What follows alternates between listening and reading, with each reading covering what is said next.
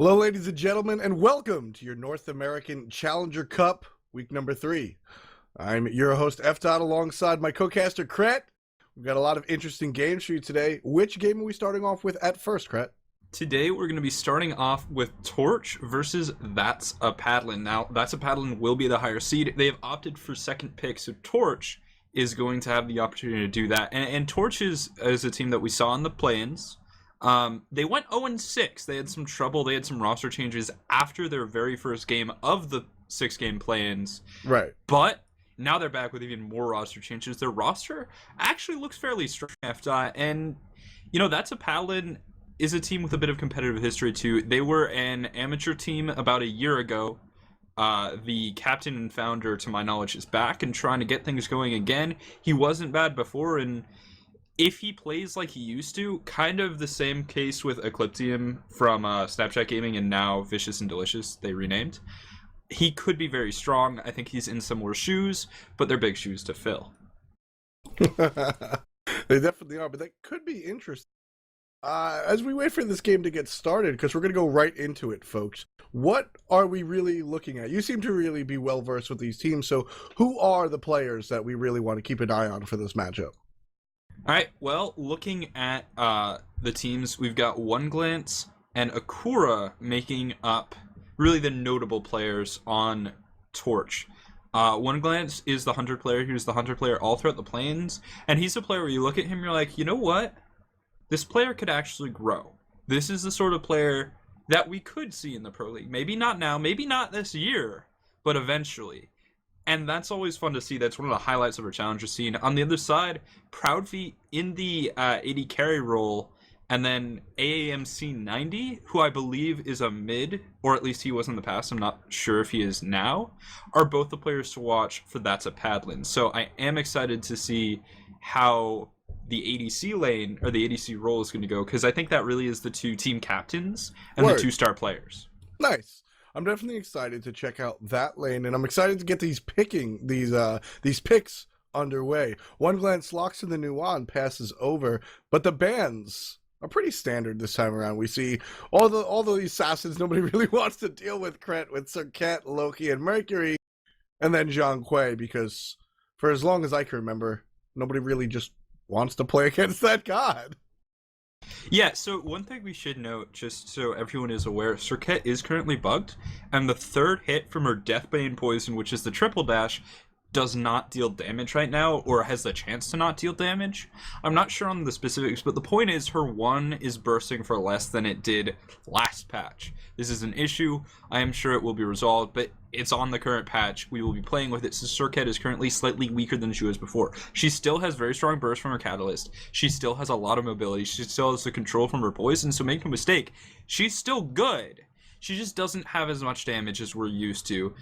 That might be a reason to not ban her, but if you're up against a good Serket player, it's something you don't really want to deal with, especially in the Challenger scene, where there is generally a little bit of an imbalance between player skill. There's some teams where they are definitely stronger in specific roles, and not knowing your opponent, if they're junglers, they're a star player, and if they know Serket, you could have a really rough day.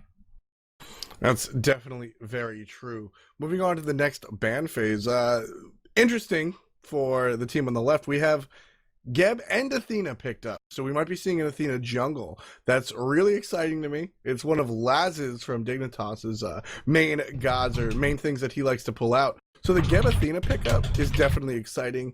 And I want to see where they wind up putting that Athena and how they work it out. Yeah, I mean, Geb really is more of a single role god where Athena has some options. And that's not to say that you strictly couldn't put Geb in a role other than support. His rollout is actually the highest base damage magical ability in the game for a single hit. There are DOT abilities that do more damage, but rollout, when you hit with it, fully charged at max rank, does a base of 400, which is a ton. That said, it's so incredibly impractical and dodgeable, and it generally knocks people to safety. You don't really do that. But maybe it's the sort of thing that a team could say, hey, we really like doing this, it's our niche, and the Challenger scene is the perfect place to do that. I mean, there's a lot of teams. We have 59 today. And it's very hard to make it to the semifinals, but you could definitely have some fun along the way. We're going to see a Sobek pick coming out from That's a Paddling, and that's interesting because Sobek's actually incredibly weak against Geb. Yeah, we assume that Athena's going to be the one. We assume that the Athena's going to be the one swapping roles at the moment, and we'll see Geb stuck in that duo lane. So, and of course, Geb's shield prevents any sort of flip from the Sobek to actually come out. So that's going to be an interesting situation over there in the duo lane, especially considering you were saying that was the lane to watch. Yeah, and, you know, looking at the ADCs, it's going to be Apollo over Proudfeet, something that he played a lot when I played with him. And then One Glance is going to be on her. And so on her, Apollo is a little bit more of a classic matchup. We don't see that much on her, but when we do see it, it's very effective. His SPL win rate, let me check my numbers really quick, is absolutely absurd. It's a 78% win rate. He's got 7 wins. So that's statistically significant. That's 7 for 9. That's really good. That's definitely not too poor in the slightest. So over here on the right side, we have a very standard lineup of Hunter, support, Thanatos in the jungle, and 2 mages winding up in the solo lanes. On the left side of the screen, though, Kret, that's the one we were talking about earlier. Tubular's going to be playing this Athena. Yeah. And actually, you know what? I want to talk about Tubular. I was just talking to the captain because they had a player on the roster that you might recognize, Luckyu, who has been playing for a long time. He's one of the original competitive players. He played on Smite for a while. Has been a support player for most of his career. Is actually renamed to Tubular before roster lock set in. Oh. And so we're going to see a longtime support player playing Athena jungle, and that's something I like, because Athena jungle, no matter how you play it, even the way Lassus does, and we all know Lassus is one of the most aggressive players there is, it's still sort of a supporty character. Oh yeah. Can't wait to see what that's going to do. But FDOT, what do you think about these rosters, these teams? I'm really excited as far as the gods are concerned. I'm not too familiar with the players. In fact, the only player I actually recognize outside of Tubular that you just name dropped was Malvado Pollo, and I know him from being in stream. I don't actually know his play style, so this is why it's exciting. We get to see some of these players come out and really show what they're worth, and I just want to see Athena jungle, and I want to see how all that happens. So we're going to tune in just a couple of minutes while we get the map set up and everything. Stay tuned. We'll be back very soon with the upcoming match. Hello, ladies and gentlemen, and welcome to our first matchup of Week 3 of the North American Challenger Cup Series. My name is FDOT, joined here by my comrade Kret. Well, today we'll be taking a look at Torch versus That's a Paddlin. Torch will be in the blue, coming out of the bottom side of your spectator UI, represented by Okoro, playing that new One Glance, and Defoe will be making up the duo lane on her and Geb. Headshot will be lurking in the jungle on that Hun bots, and we'll actually see a solo Athena today, played by Tubular. Alright, so we assume this is going to be in the jungle, but we'll touch back on that in a few minutes. That's a Paddling is grouping up. They're looking for a pick, and they've got a Sobek, so they could make this happen. Charge Prey is not going to connect. So Malvado Pollo, he didn't impress Senpai F. today. Proudfeet playing that Hunter Apollo in the front. Malvado Pollo, as I mentioned, is your Sobek player. Dworst is Yanis, probably solo lane AMC 90 on mid lane Agni, and Arzate on your jungle Thanatos. Thanatos, always a pretty sight. We're seeing him more and more in the North American scene. It's something that the Europeans have really taken to, namely SK Gaming. And we've seen that sort of go on to hi-rez picked up Thanatos a little bit, and now North America is really retaking on the Thanatos pick, which I personally think is a very strong pick. Yeah, because you're like triple legendary. But when it comes to Thanatos, he's got an incredibly strong early game. We all know that.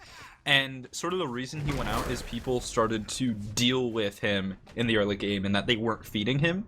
Right. And then they would take advantage of Thanatos' transition in the mid and late game. And he does have to transition. I don't want to say he falls off. His playstyle has to change. You have to adjust for the fact that you're no longer the king of bursts. You just don't have enough damage in your kit, and you have to be more of a supportive style of assassin. Exactly. You essentially go from a Bakasura to a tier, in the sense that you're not really, your goal isn't to really murder people, it's to help people get murdered on your team. Yo, Proudfeet Left-hand side, interrupted that's out of what's a happening. dash. Yeah, Proudfeet, he started that, so he started the moves, and one glance saw it out and nailed him with that impale. Really good heads-up play by Torch Gaming right there. Yeah, it's not going to result in anything more than poke, but looking at a play like that, that is a sign of things to come. If your first impale on the enemy player, he probably used to clear the wave, is going to interrupt them out of a dash, that's probably a good hint that you're going to be taking control of that lane, which is exactly what Anhur wants to do. And when Sobek can't control his lane, at least where he is in the current meta, he definitely has some trouble transitioning into mid-game and late game. That's also something that the enemy's going to take note of. Proudfeet realizes that his dash was messed up by that impale, and he's sitting there taking a mental note, understanding that, hey, those impales are really on point, and I'm going to have to watch that from this point forward. Yeah, he's going to have to be very careful with his positioning. They're going to have to take advantage of Anhur in a different way. One of the biggest things they can do that is they can block the impales from clearing the creeps. Not going to do that right here. Don't want to take the damage, but it is definitely an option. Looking over at the solo lane, both teams are level 3. Athena charging up her preemptive strike, but Thanatos lurking in the jungle. Athena's going to dash in, drops the shield wall, but Thanatos coming in from behind. Looking at the rest of this, a lot of damage coming out. Azerade gonna take the shot, but Dworst kills the monkey. No big deal right there. That'll be your first blood of the match. 2 minutes in. Good block coming out from Giannis right there to make sure Tubular doesn't hit his Giannis friend. Scythen's gonna miss, and that's gonna be the end of that engagement. You know, that block was good at first glance, but just playing that back in your mind, F-Dot, if Giannis didn't block, would Athena have gone into tower? It's possible, but with that with the full life bar, I think she still would have been okay. Honestly, Athena would have taken more poke than she wanted to, but she wouldn't have wound up dying. Okay. Yeah, I mean, that's just one of those things, right? Like, it was a good play, but sometimes there's deeper levels that you want to take advantage of. Speaking of taking advantage, looking at the Torch duo lane, they're both level 5. For Anhur, this is a big point. As we were talking about off camera, his ultimate does silly amounts of damage when you hit all 8 spears, and the way One Glance is playing so far, I think we could see him do that. Grouping up for the left side mid camp is Torch. On the right hand side, Thanatos looks like he's prepared to take it himself, and Akura not going to contest. Bombs coming down on Defoe. The Harpies will reset, and Nuwa is now here. The fog creeping over the wall, pulling those Harpies. That's going to be left for Torch, right? Well, actually, they're still under contention. The rights have gone to Thanatos. He's going to slowly make his way over here, but lefts and rights go to That's a Paddlin in red. Little timid coming out from Torch right there. They had the number advantage. It was 3-on-2. I think they were expecting the Thanatos from behind, so they were playing it coy, but basically That's a Paddlin just out machismo'd them. Yeah, I mean, they had the Hoonbot's ult, the new ultimate, and the Geb ultimate. I think they were scared of Thanatos, as you said. But if you're afraid of Thanatos, why even contest? Right? That was a very interesting play. Over here in the right lane, Athena falls through the Giannis hole, and she's actually going to be all right. So let's talk a little bit about this solo Athena clear, because a lot of players are probably not familiar with it. We've seen it here and there, most notably when Athena first came out. She's got decent clear in the preemptive strike and the shield wall, but compared to Giannis, how are they going to match up as we approach the mid game? Well, Giannis's clear is going to be definitely stronger, but Athena has a few tricks to compensate. And one of those tricks, which definitely is an aggressive play, you can dash in and use reach to aggro onto your opponent, then drop shield wall, taunt them back into it, and because you've taken aggro, the melee creeps will run over to you, and then you pop all 6 creeps in your shield wall, hopefully doing damage to your enemy, and that can actually make solo lane Athena very, very strong in lane if you're playing it properly. There's obviously counterplay with Giannis and his portals and stuff like that, but it's a decent game plan. The real thing about solo lane Athena, and Tubular seems to be doing fine in lane, now it's about the global presence. How can he contribute to the rest of his team? And against Giannis, that's not the imbalance that you're usually looking for with the solo lane Athena. All right, Giannis is going to be able to rotate slightly slower than Athena, since Athena actually teleports to her target. Yeah. But Giannis's ability to just create a network of highways, essentially, to get from point A to point B will definitely be strong. That's exactly the clear we were talking about. Kret, she goes ahead and nails him with the spear, then gets the taunt, and all 6 of those minions get taken out by the shield wall. Good play Now, right there. On the left side, jungle Thanatos is lurking, but he's not going to go in. And, you know, we have only seen the 1 kill come out.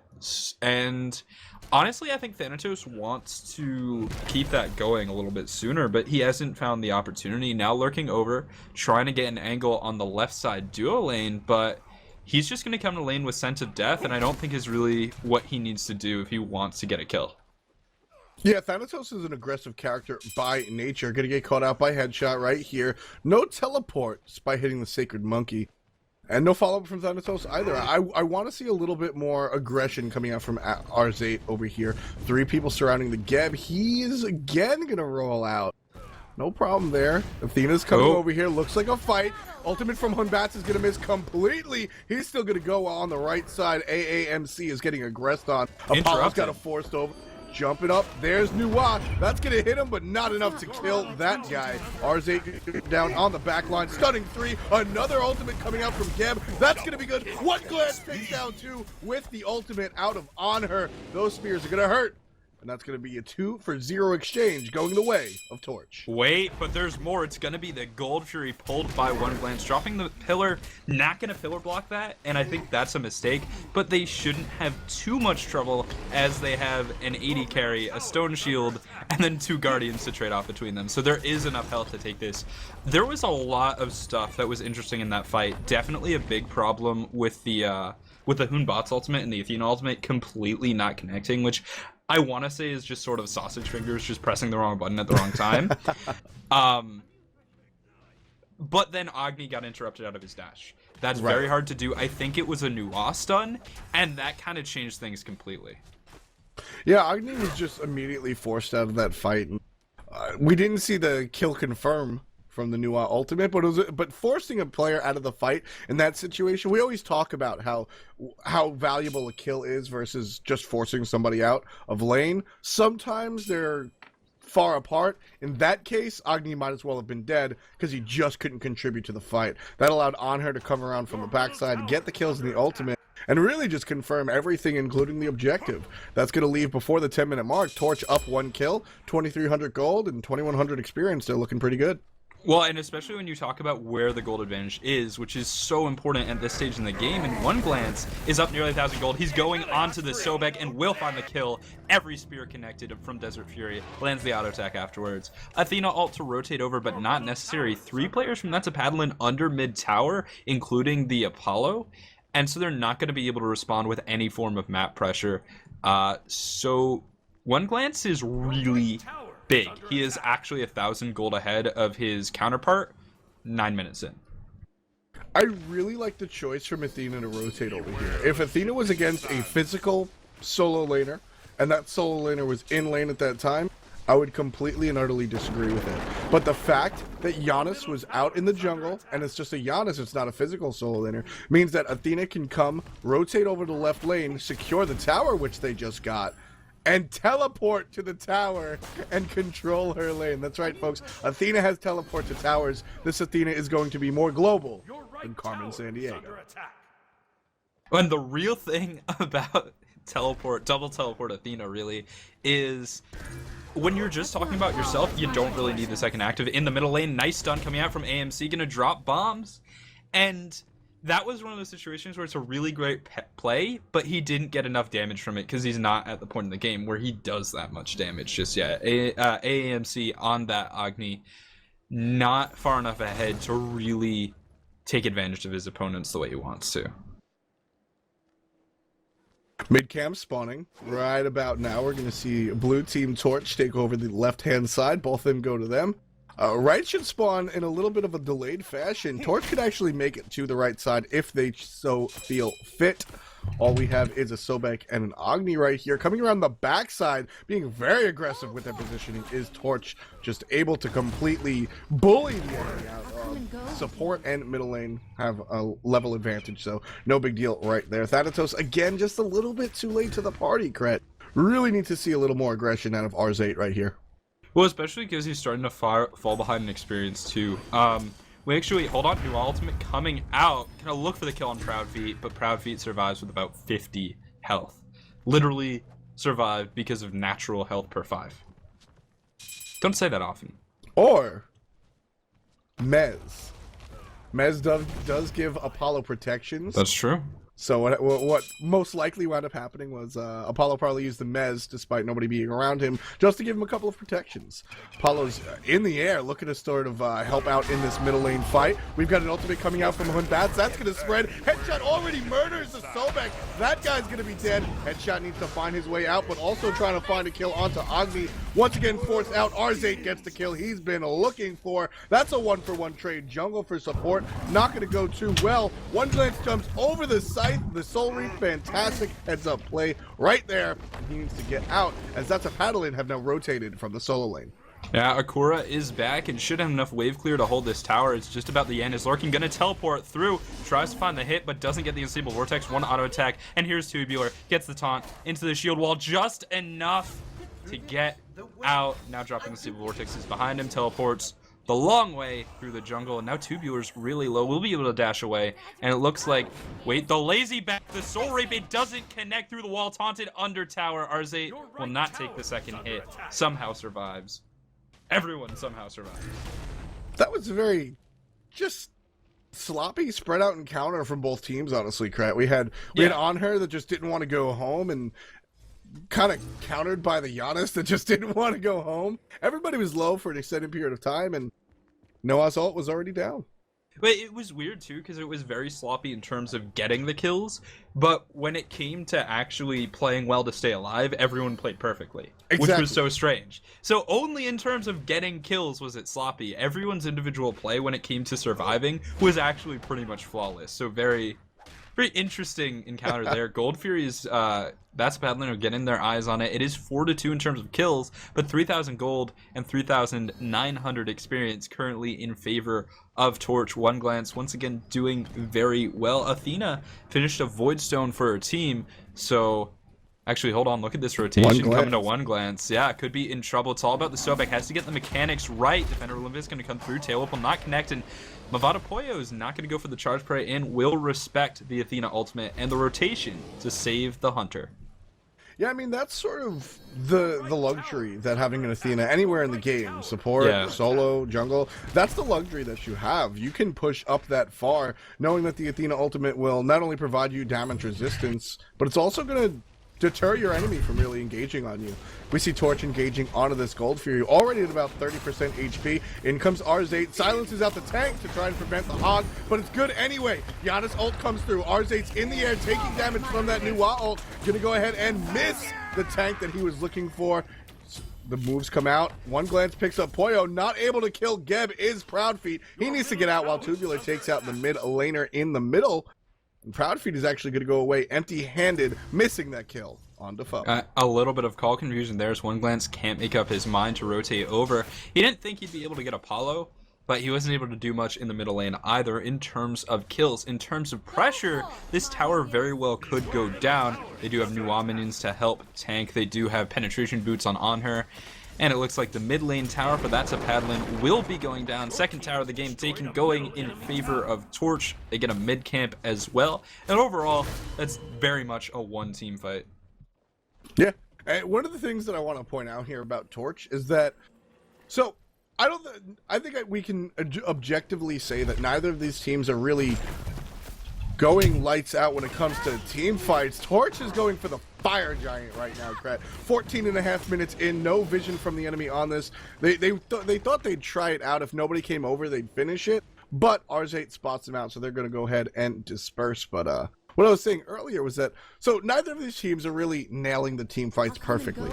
There's not cohesive calls about damage, etc. But Torch 100% knows how to play for objectives, and they're taking the tiny victories that they're getting. They're killing one person, even if they're all losing the fight, they're killing one person and then getting a tower out of it, or a gold fear out of it. Each and every time they fought, hold they on. found an objective. Speaking of towers in the right-hand lane, how many is that? I think it's a 6 archer wave going in on this right tower. Just Hoonbot's here. He does have a Heartseeker. It's not particularly stacked up as he has died 3 times, but this tower should be going down to headshot. There's going to be another outer tower taken down. A lot of map pressure now from Torch. There's basically no outward safe haven. And Defender Olympus coming through onto Geb, trying to catch the Agni in the middle lane. Not going to happen. Now rotating over towards Headshot, who's in a little bit of trouble.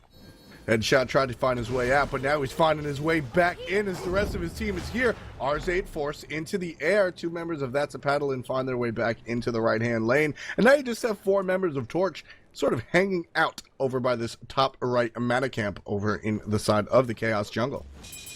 Well, let's talk really quick about the composition from That's a Paddlin. Oh, hold on. Knockback from the rollout onto AAMC. He will dash forward. Knockback immune, and Defoe's not going to be able to catch there. And that sort of makes my point. That's a Paddlin has incredible disengage on every single character. They have Apollo, who speaks for himself. Thanatos has a 1.5 second ultimate and is slow and boon. Agni can dash away. Yanis can portal away through walls. And Sobek can dash away, tail whip people, and go CC immune. So if That's a Paddlin wants to leave, there's honestly not that much Torch can do to stop them. And as a result, I feel like Torch is going to have to start making plays on objectives that That's a Paddlin can't afford to give up. So Proud Features ulted across the skies, went from left lane to right lane for really no reason. Went ahead and went back. Interesting use of the ultimate, wasn't escaping any sort of precarious situation. So that's Apollo ult down. I mean, has no ult for another minute. One glance did show up in his lane, and I think it was just the +3 on her. And I agree that it's not really necessary to ult away from a single the anticipation on her. Of the Athena. Yeah, and the fact that One Glance isn't on her, which is better boxer than Apollo, right. And he's level 17, so he is far ahead. But I feel like Proudfeet could have just used his actives and his mez to get away, because One Glance doesn't actually have sprint, and actually One Glance just spent so much money. He was just chilling, right? He was getting kills, doing his thing, and he goes back, he's like, I have 3,000 gold. I'm gonna buy a Rage. And I like that, because while he doesn't have the attack speed that he might want, he's got the critical, and I think he does hit a big power spike off of getting that, despite not having penetration or attack speed really in his build just yet. Exactly, Cred. As we see Torch sort of jockeying for position, we talked about how they took down the outer towers. Now they're just going to push this, so That's a Paddlin only has really 25% of the map to safely enjoy, while Torch enjoys 75%. That's sort of the difference between power spike and power curve. We like to buy the attack speed before the crit, just so that we can sort of maintain equal damage as we go and approach our crit. When you could just afford to buy the Rage Blade outright, the crit will just provide you a lot more damage boost overall. So traditionally we go attack speed. Left-hand lane. Proudfeet in a little bit of trouble, dropped to half health, but One Glance is getting rotated on hard. He's got Defender of Olympus coming in and kind of want to make this a fight. Proudfeet is up in the air. Hoonbots is flanking and could teleport in here to the Agni, getting very low, not quite killing. Aegis comes out as Arze is... Your middle tower is under attack. Rs8 absolutely gets deleted. Proudfeet trying to run out from the backside. He's going to go ahead and be perfect. And once again, all Torch has to do is kill 1 or 2 members and immediately focus on the objective. Great discipline coming out from the team in blue today, folks. 19 minutes in, 7.7k gold difference, and a 9,100 experience gold lead going the way of Torch. Yanis is going to get a tower kill on the right-hand side. It's not worth it, of course, but when you're there, you might as well pick up the 500 gold for your team just so you get something. Mid-tower, though, will be going down for That's a Paddlin. Torch is really taking control of this game. They're transitioning to killing towers, and they are now sitting up 9,500 gold, which is incredibly big for the 19-minute, 30 seconds mark. It's everything they need to close this game out, and now it's all about getting their items, getting the Fire Giant, and pushing it.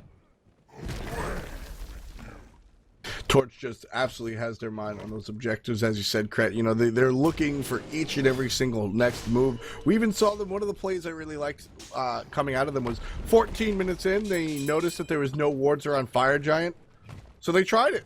When somebody showed up, they left, and they didn't really push the envelope, but they attempted it. They're just always looking for these objectives, and although they didn't get that Fire Giant, they've gotten a number of Gold Furies, a number of towers. 2 towers remain for That's a Paddlin, and that's it. And now on the left-hand side, that's Paddlin is mostly grouped up. They do have their Yanis still on the right, still trying to get some farm, and Dwurst, once he finishes Obsidian Shard, he could be very strong. He hasn't died yet, and neither is Proudfeet, so that's a Paddlin is doing a pretty good job of not losing too many players. The problem is, in order to do that, they're losing too many objectives, and that's a... Right. It's a struggle. You want to find a balance because you have to contest when you're behind, or you just continue to get behind, and it gets worse and worse and worse, which is sort of what happened in this game. One Glance is lurking. He's going to jump the wall, and he's looking for Proudfeet. Doesn't find the impale. Gets mezzed out. Knocked back. Proudfeet with the sprint will be able to get away.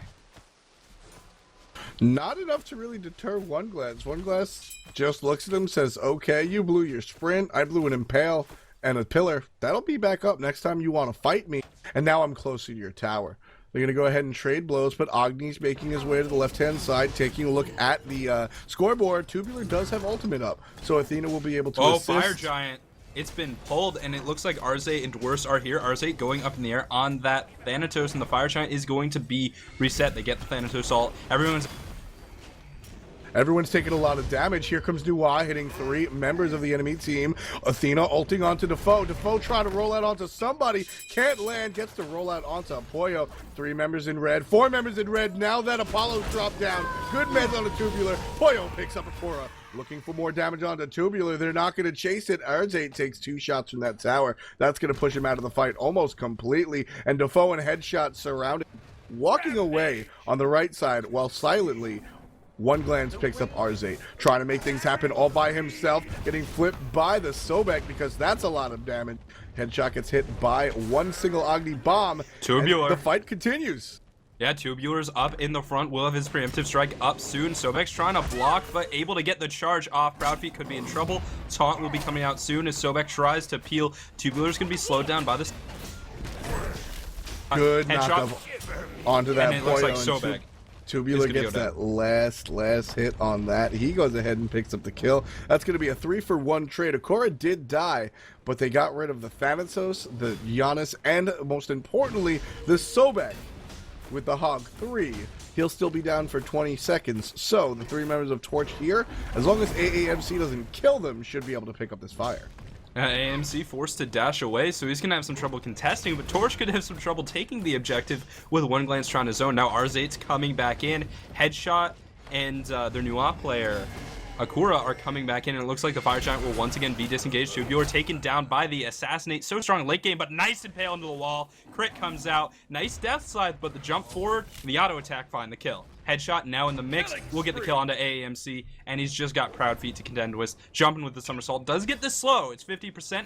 Can teleport. Gets the hit. Overhand smash. Gets the crit. Gets the kill. Headshot with the double. Tubular's the only one down for Torch. 3 members of That's a Paddlin down. Eerily similar to what we saw last time, with the difference being Torch, the 3 members of Torch aggressing on the Fire Giant have full HP.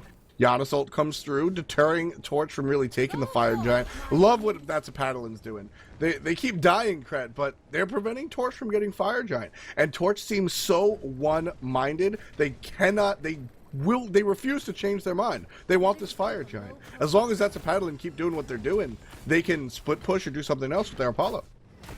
Yeah, they definitely can, but they're using their Apollo to contest this. Right. And Torch is continuing to get a little bit more gold. Sobek's coming in. His confirm is really, really good, but One Glance is going to be able to burst him down just in time. It was a good play from Movado Poyo and a good shot. Now Dwurst in trouble. We'll get the beads off just long enough to get through the wall. Apollo up in the air. Arzate getting caught out. Headshot's very low, and Apollo's going to come down, find and kill. One Glance low on mana, but receives a shield. Going to turn onto Proudfeet. Crit comes out. Moving Aegis is going to buy some time, but not enough. And One Glance gets the kill. Now Dwurst in trouble. Teleports out. AMC, they're returning to their Phoenix, and it looks like the call from Torch is going to be split. They want the mid lane Phoenix. Mid Siege coming out, Tubular leading the charge. Tubular not the support. Tubular build kind of tanky though. Does have Mystical Mail and a Void Stone. I really like this build coming out from the solo lane Athena. Mid Phoenix basic already down. 3 members of That's a Paddlin trying to contest. Doesn't matter. Torch needs to realize, and they do, that they still have one more tower in this left-hand lane. Most importantly, Cret, need to notate, we mentioned this a lot, but good to see it in the Challenger series as well. The left-hand lane is a little bit more important than the lane closest to Fire Giant. Because once you get Fire Giant, you can siege up the right almost no problem. Left requires a little bit more planning. So in that situation, after Mid Phoenix goes down and both towers are up, you take the lane furthest away from Fire Giant. Yeah, but they're not going to actually go with the Phoenix in this situation. They don't feel comfortable with it. Headshot needed to recall, so to create some space for themselves, Torch are just going to take the gold tree. That said, a little bit of constructive criticism. Red buff and blue buff, even just for the cooldown reduction, are incredibly important at this point in the game. Cooldown reduction, think about it, 10%? Well, that's how much you get from Wingblade, which is an item that costs 1,800 gold. So that can make a difference in fights. And red buff, I believe, let me just check the numbers really quick. It went to AAMC. He's currently sitting at 282 magical power. So there's probably 40 magical power on the red buff, which is probably 1,300 gold, roughly. So big deal to get those buffs, and Torch didn't really take those away when they had the chance.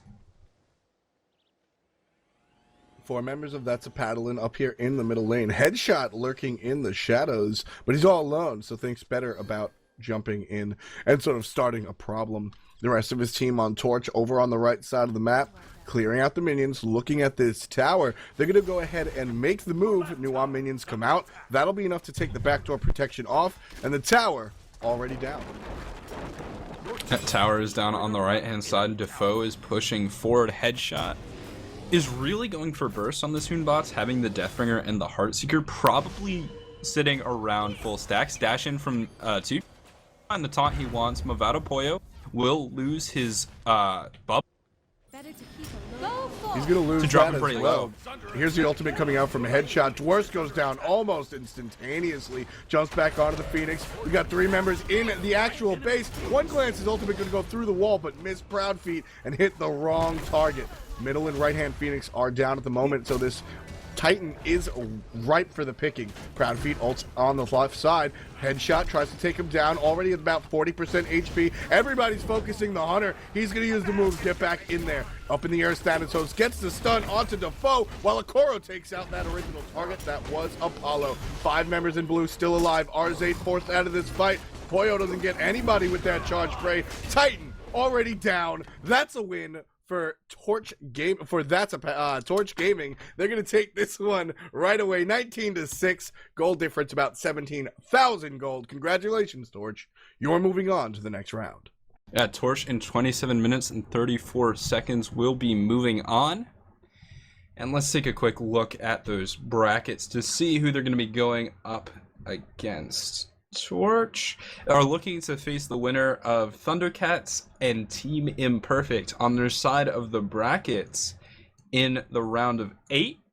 They'll probably be up against Vicious and Delicious if they make it that far. So it's going to be a tough match, but I think they can do it. We'll be back in the next round, the round of 32, with another good game. Hello, folks. Welcome back. We're having some issues with the Spectator client, so we might as well have a little bit of conversation on what exactly has been going on in our Challenger Cup. Today we tried to watch One Step Ahead versus Team Nysa. That was one of our premier matches. It actually has ended. It's been a 31-minute match, and it was 15-13 as far as the kills are concerned. We didn't actually get to see it, so I won't pretend to fake analyze it, Craig, Yeah. But with 15-13 and 31 minutes, we can, safely infer that it was more positional than just absolute decimation. Yeah, I mean, when it came to some of the numbers, the winning team, One Step Ahead, actually was down in gold. And while, like F-Dot said, it was 15-13, their Zhongli had done 31,000 damage, a really incredible amount. So, it's just one of those situations where you might be behind, you don't give up, and you find the opportunity to turn the game around and take the W. So well played to One Step Ahead. They're definitely one of the stronger teams in our tournament. And, Nice is not bad either. They just had a tough run in the round of 32. But yeah, then there's another match going forward, isn't there, F-Dot? Yeah, 5 Angry Men and Apex Predator are two of some of the other premier teams. They're going to be going up against each other in this next matchup. Apex Predator is, you mentioned the names before. Do you remember them off the top of your head? Let me take a quick look because I have the game open. So Apex Predator, we have. I don't have the game open. Oh my god. Oh my god. Apex Predator is Smoke Trees and some other people involved.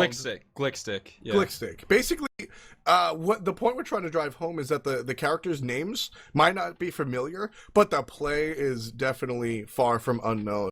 These guys come out and play well each and every week. We're in the third week, but we've also seen these players previously in competitive, haven't we? Some of them. Panda Puncher did play for an amateur team in the Path to Smite launch, if I remember correctly. It was Moji. What was King Taco's team called? It's the production. Do you remember? It was Pandas?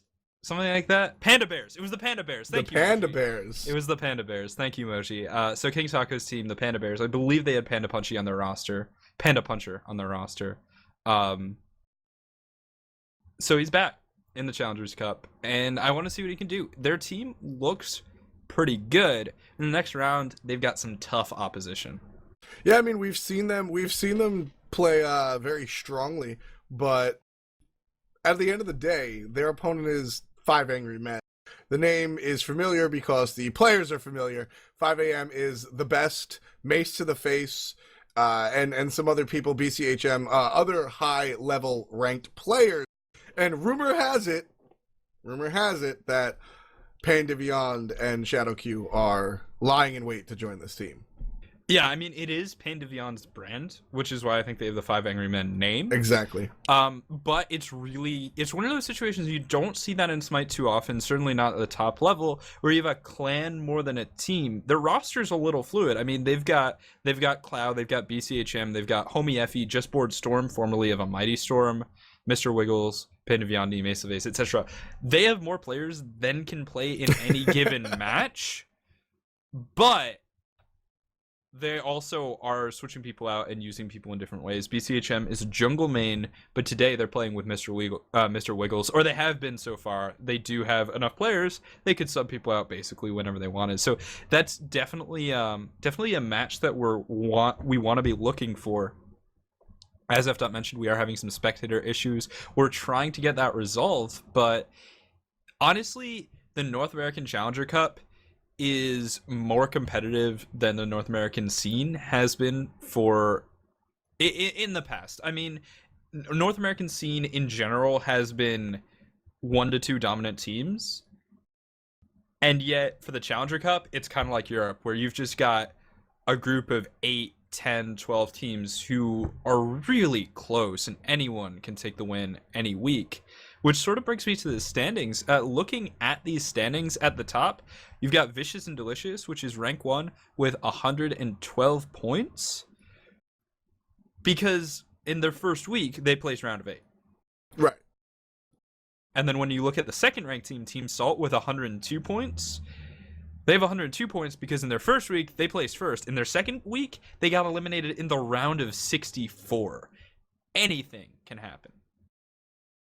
Yeah, I mean, basically what Cret was referencing was back in the Path to Smite launch tournament, we had a lot of criticism, I would say, from people that would say, "Hey, Dignitas and Cognitive Gaming fight in the finals every single week, and then you can tune into Europe, and you never know who's going to wind up in the finals, despite Team Solomon and Cloud9 being so competitive." Now it's time to switch it around. In the European scene, we have the top 4, I would say. We really have Agilitas and Potato Boys, who are, Agilitas is Zindern's old team, Pretty Prime's current team. And they just missed the SPL. And Potato Boys, y'all know Suntouch, that's his team. You have Heroes and Zeros, which is another team that just barely missed the SPL. And Upcoming Stars, who's Qin and another ex-pro player, if I'm not mistaken. Yeah. Can't really bring up the name off the top of my head, but those tend to be 1 through 4. We see Agilitas and Potato Boys reaching the finals. Heroes and Zeros and Upcoming Stars fight for that last position. But in North America, Vicious and Delicious, Team Salt, which is what Team Salt, Rambozos, Asgard Gaming. We don't have Mace of the Faces team up here yet because of the Pandivion mishaps in week 2. But beyond that, there's so much competition. The Asgard Gaming is probably who I want to highlight right now. because we talked at length about Vicious and Delicious and a little bit of the other teams, but Asgard Gaming is, and I'm excited that I'm not allowed to use this phrase much going past this week. Asgard Gaming is a bunch of nobodies. And I say that with the utmost respect, because they're people that the names might not be familiar, but the gameplay coming out of them is absolutely fantastic. They suffered an unfortunate forfeit due to some interesting rules situation last week, but the play that they showed us in the finals was amazing. I love what this team brings to the table. They're definitely very impressive, and you know what it comes down to is let's talk about dogs really quick, because we both really like dogs. And I like dogs. when it comes to like dog shows and stuff, you have dogs with a really good pedigree. They've got a history in their family of being a great show dog and having all the traits that you want, and that's sort of Five Angry Men. These are competitive players. They've got proven value in the scene, so when you add up the roster, you should have a good team, and that's sort of pedigree. Right. And then there's Asgard Gaming that just kind of shows up and is like, yo, we're a really good dog. They've got everything they need, but where did they come from? Well, there is a little bit of history. Deegan is a popular streamer. He has some sort of thing where subs get cookies, which is awesome. Like, that is a really good reason to sub to someone. Homemade, too. So, like, that's pretty dope. He's a really cool guy. He played in our scene a while ago, like, last year, along with Miraz, who played in our scene a while ago, like, last year, and everyone else. They're cool guys, but they're not really players we've seen before, and they come in week 2, and they play second. And week 1, they didn't do too badly either. I think they were round of 8. Yeah, round of it might have even been semifinals or quarterfinals if I'm not mistaken. Sure, that is round of 8. One of the cool things that I liked about them watching them play is a lot of times we see teams progress into the tournament and it's just because I'm better than you, just because of simple mechanics or this, that, and a third. That wasn't the case with Asgard Gaming. Their mechanics were pretty good, but the thing that they really brought to the table, their calling card, which I think is really representative of some of the more competitive teams, is how cohesive they were, Cret.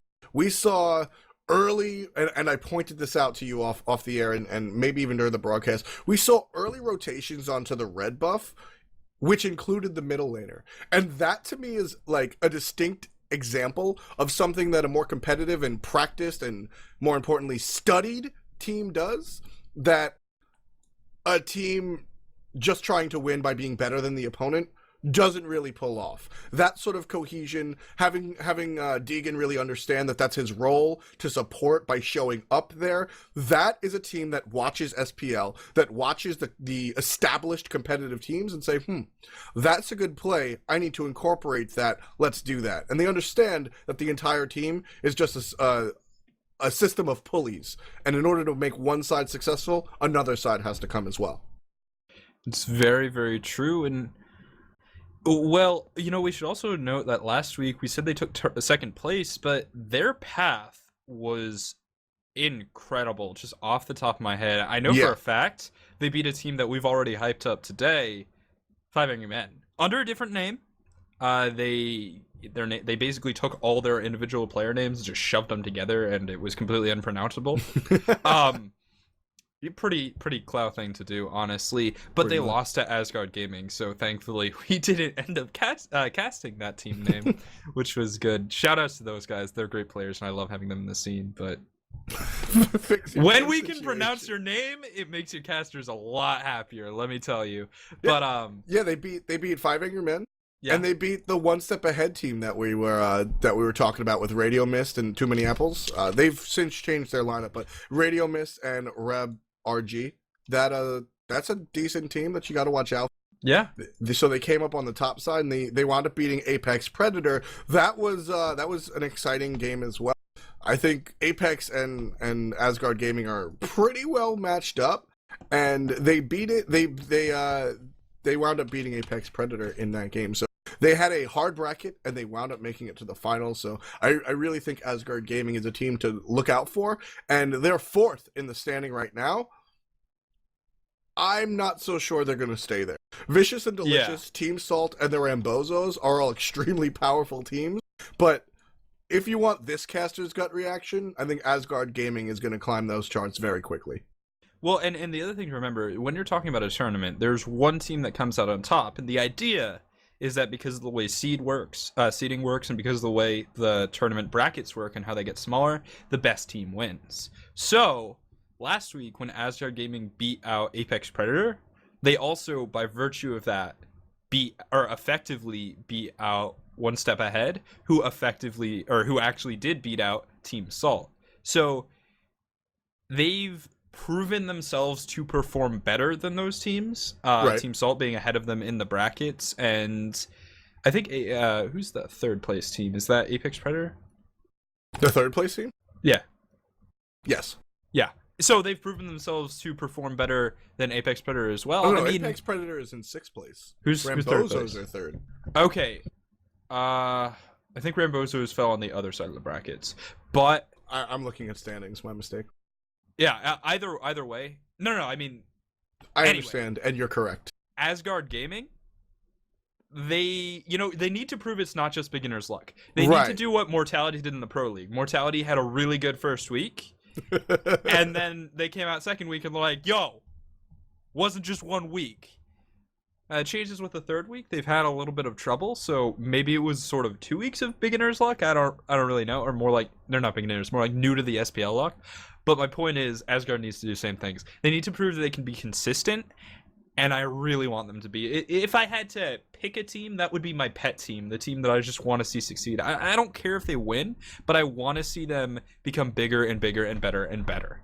And I mean, that's what the Challenger Cup is for. The Challenger Cup is really for teams to come out and try their best. And for the top 2 teams, it's an opportunity to get into the SPL. And for everybody else, it's an opportunity to get that opportunity to go to the SPL. That's why we show up. That's why we stream the games we stream. We want to see some of the lesser known players become some of the more known players. We want to take people with 20 followers and turn it into 20,000. We want to see the next Zapman, the next Barracuda, the next Badger. That's what we want to see in our Challenger Cup, and that's what we're looking for. We're going to try and get a game for you underway. Stay tuned. We'll try our best to get the most that we can for you. This is the North American Challenger Cup, and we'll see you soon.